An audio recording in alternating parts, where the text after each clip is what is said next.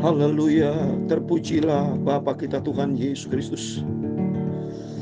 Dan selamat malam kepada Bapak, Ibu, Saudara semua yang dicinta oleh Tuhan Yesus pada Senin malam hari ini, tanggal 19 Februari 2024. Kita selalu bersyukur kepada Bapa kita Yesus, karena kasih Tuhan kita hidup sampai detik ini. Karena anugerahnya, pemeliharaan yang nyata, kasih-Nya sempurna yang sampai kapanpun saya tidak bisa membalas kebaikan Tuhan. Tuhan sudah rela melakukan yang terbaik buat setiap kita. Karena maunya Tuhan supaya kita berbalik, bertobat, datang kepada Yesus dan percaya, setia dan taat. Karena di balik semuanya ada janji yang kekal, hidup kekal surga buat selama-lamanya. Itu menjadi kerinduan Tuhan, supaya kita tidak satu pun yang binasa dalam 2 Petrus 3:9, tapi semuanya selamat masuk di dalam hidup yang kekal. Tapi manusia banyak yang keraskan hati, tidak mau pilih jalan yang selamat hanya di dalam Dia Yesus Kristus. Itu saya Pastor Yakub Rahmat akan mengajak Bapak Ibu Saudara semua, ayo kita pilih jalan selamat. Jalan hanya satu-satunya di dalam Dia Yesus Kristus.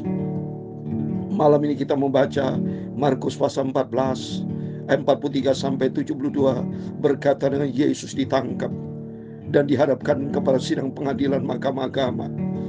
Dan Petrus mulai menyangkal Yesus. Sedih, saya menangis.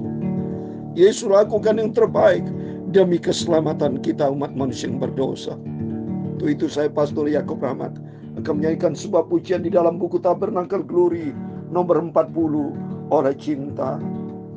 Ku hidup dalam dosa, amin, haleluya, jauh dari Allah, amin, haleluya. Jalanku penuh susah, amin, haleluya. Pikulan beratlah, haleluya. Tapi Yesus cintanya, amin, haleluya, cari yang terhilang, amin, haleluya. Dapat banyak dan bawalah pulang. Oleh Yesus kita dibawa pulang ke surga oleh cinta, amin, haleluya. Ku telah ditebus, amin, haleluya. Waktu hilang jalanku, amin, haleluya. Ku ditebus, amin, haleluya. Oleh cinta, amin, haleluya. Ku ditebus, amin, haleluya. Waktu hilang jalanku, haleluya. Ku ditebus, amin, haleluya. Ku serahkan hatiku, amin, haleluya, kepada Tuhan Yesusku, amin, haleluya. Hanya Dia saja cintaku, haleluya, yang cari padaku, amin, haleluya. Telah mati di Golgota, amin, haleluya, menanggung sengsara, lepaskan sakit dosa selamanya, amin, haleluya. Oleh cinta, amin, haleluya. Ku ditebus, amen, haleluya. Waktu hilang jalanku, amen, haleluya. Ku ditebus, amen, haleluya. Oleh cinta, amen, haleluya. Ku ditebus, amen, haleluya. Waktu hilang jalanku, amen, haleluya. Ku ditebus, amen, haleluya. Ku beri semua padanya, amen. Dialah hartaku, juru selamatku, haleluya. Ku cinta, haleluya, amen, haleluya. Yang beri terang jalanku, amen, haleluya. Domba yang dulu hilang, haleluya. Dengarlah suaranya, amen, haleluya. Sekarang jalan dalam terang selamanya, amen, haleluya. Oleh cinta, amen, haleluya. Ku ditebus, amen, haleluya. Dalam 1 Petrus pasal 2 ayat 22 dan 23, ia tidak berbuat dosa dan tidak ada dalam mulutnya, tidak ada tipu di dalam mulutnya. Ketika ia dicaci maki, ia tidak membalas dengan mencaci maki. Ketika ia menderita, ia tidak mengancam, tetapi ia menyerahkannya kepada Dia yang menghakimi dengan adil, amen, haleluya.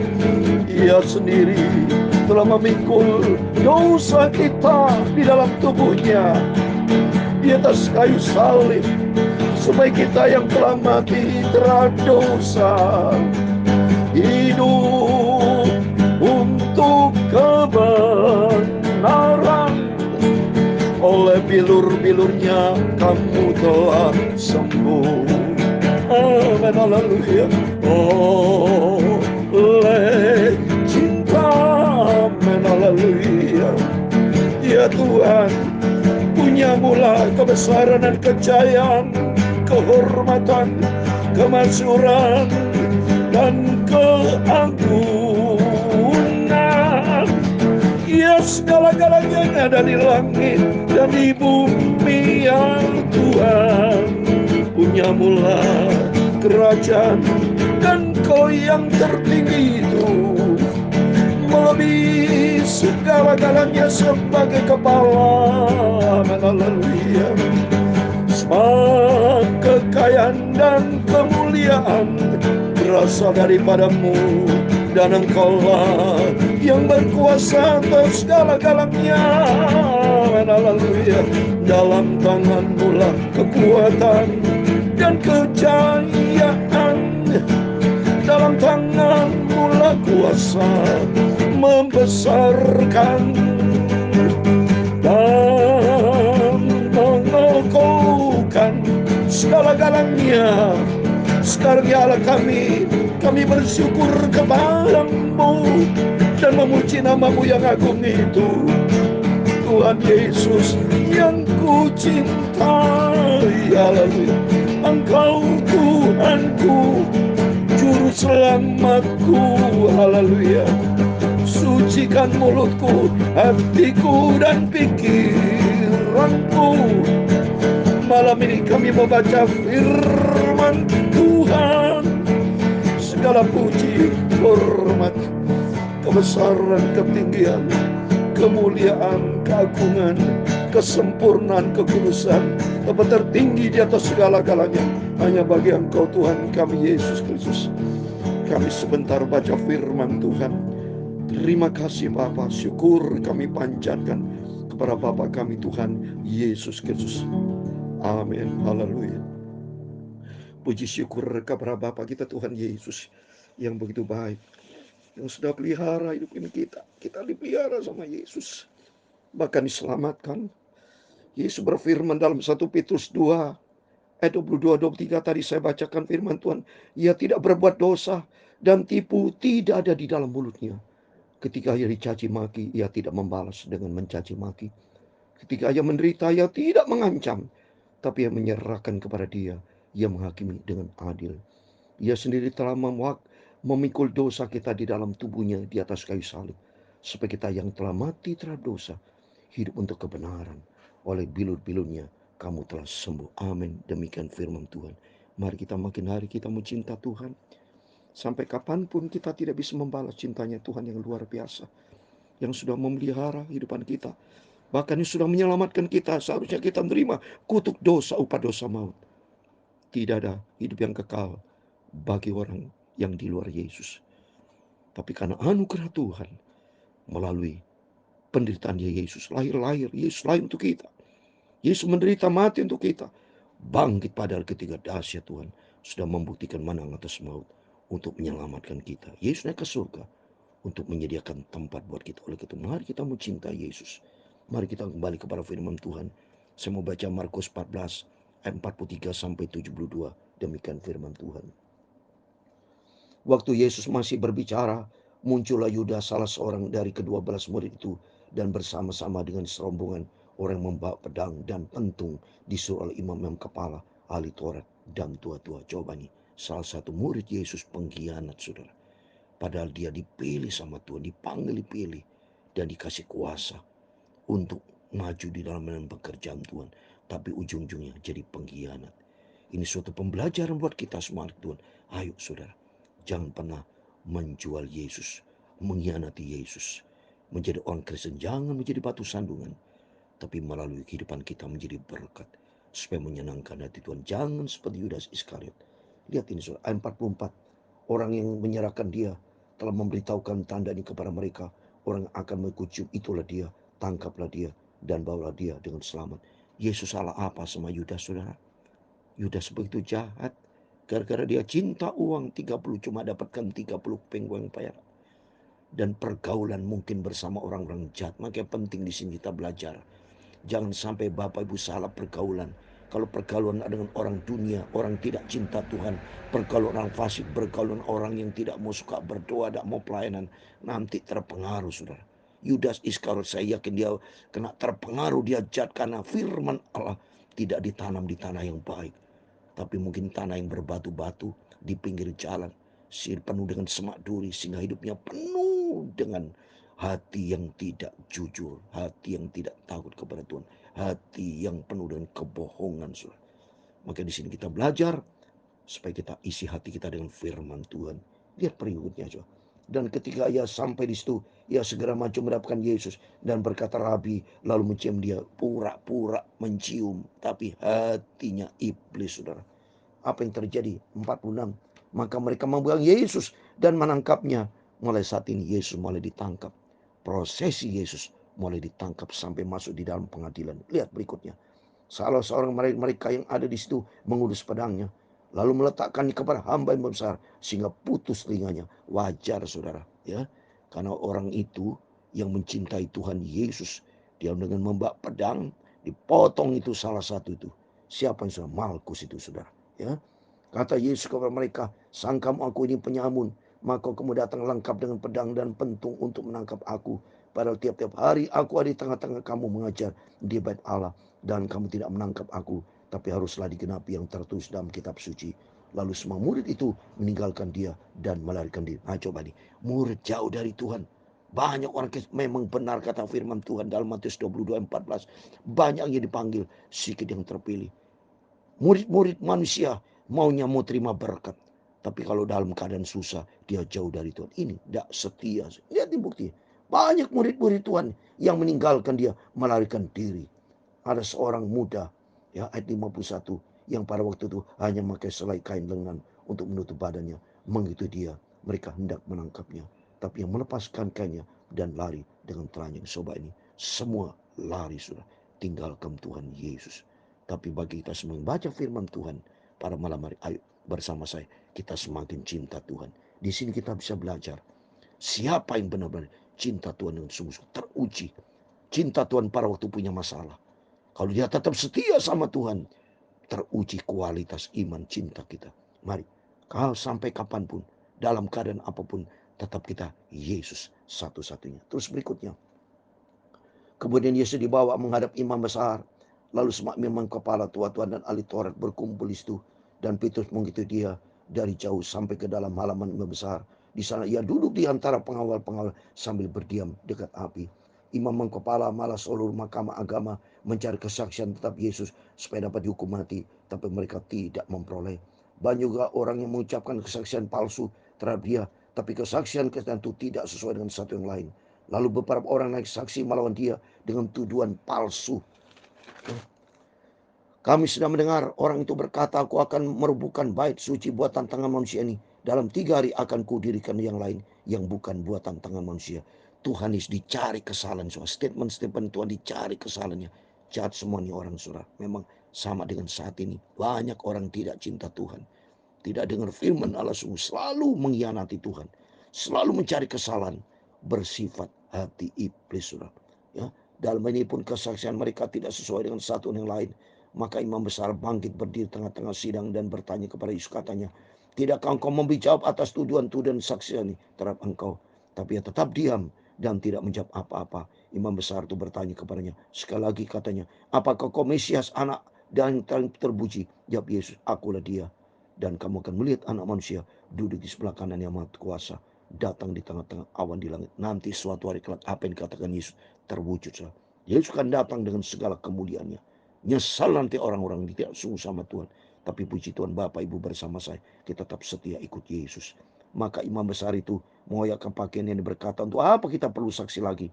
Kamu sudah mendengar hujatan terhadap Allah. Bagaimana pendapat kamu? Lalu dengan suara bulat untuk memutuskan, mereka memutuskan dia harus dihukum mati. Lalu mulailah beberapa orang meludah dia dan mengutip mukanya dan meninjunya sambil berkata kepadanya, hai Nabi, cobalah terkah. Malah para pegawai itu memukul dia. Ini proses Yesus tangkap dan mengalami hujatan, mengalami kesengsaraan, dipukul, ditinju, saudara. Semua karena menanggung dosa kita. Berikutnya, saudara, pada waktu itu Petrus masih ada di bawah di hadapan. Lalu datanglah seorang hamba perempuan imam besar. Dan ketika perempuan itu melihat Petrus sedang berdiam, ia menatap mukanya dan berkata, engkau juga juga selalu bersama dengan Yesus orang Nazaret itu. Tapi ia menyangkalnya dan berkata, aku tidak tahu dan tidak mengerti apa yang kau maksud. Lalu ia pergi ke serambi muka dan berkolak air. Nah ini saudara, Petrus menyangkal yang pertama kali.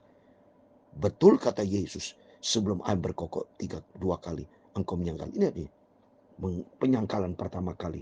Setelah itu berkokalan. Terus berikut 69. Ketika hamba perempuan itu melihat Petrus lagi, berkatalah ia pula kepada orang-orang yang ada di situ, orang ini adalah salah seorang dari mereka. Tapi Petrus menyangkalnya pula. Tidak lama kemudian orang yang ada di situ berkata juga kepada Petrus, engkau ini pasti salah seorang dari mereka apabila engkau seorang dari Galilea. Maka mulai Petrus mengutuk dan bersumpah, aku tidak kenal orang yang kamu sebut-sebut itu. Ayat 22, ayat yang terakhir. Dan para satu berkokolah ayam untuk kedua kalinya. Maka teringat Petrus bahwa Yesus telah berkata kepadanya, sebelum ayam berkokok 2 kali, engkau telah menyangkali aku 3 kali. Lalu menangislah ia terseduh. Coba benar kata Yesus. Sebelum ayam berkokok 2 kali, Petrus sudah menyangkal 3 kali.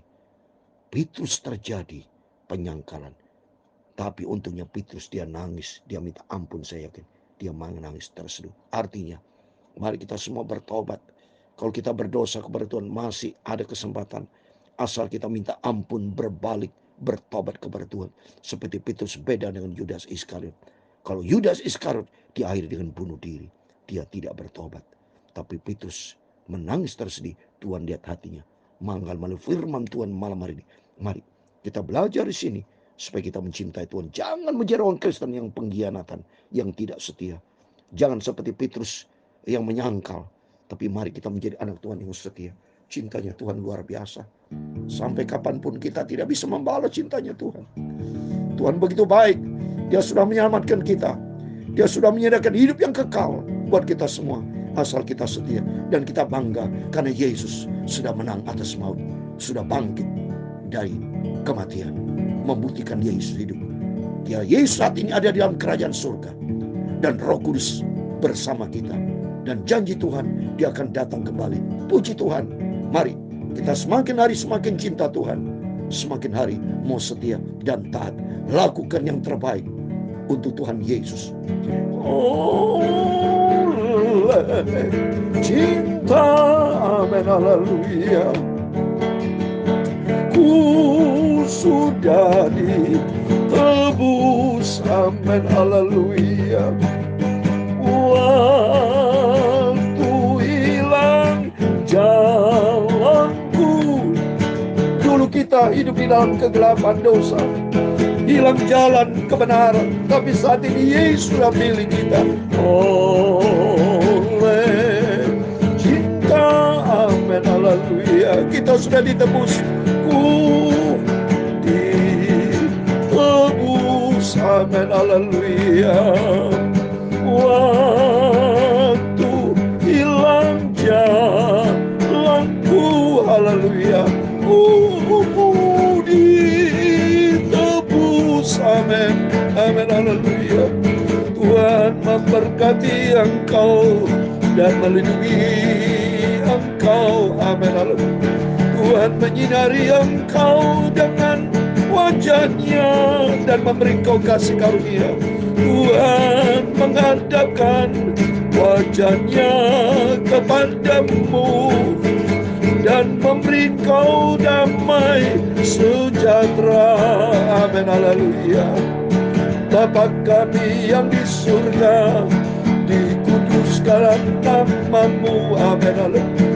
Datanglah kerajaan-Mu, jadilah kehendak-Mu di bumi seperti di surga, amin, haleluya. Berikanlah kami pada hari ini makanan kami yang secukupnya, dan ampunilah kami akan kesalahan kami, seperti kami juga mengampuni orang yang bersalah kepada kami.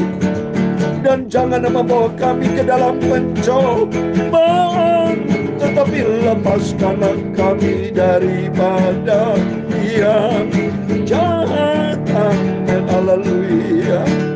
Karena Engkaulah yang mempunyai kerajaan dan kuasa dan kemuliaan sampai selama-lamanya, amin.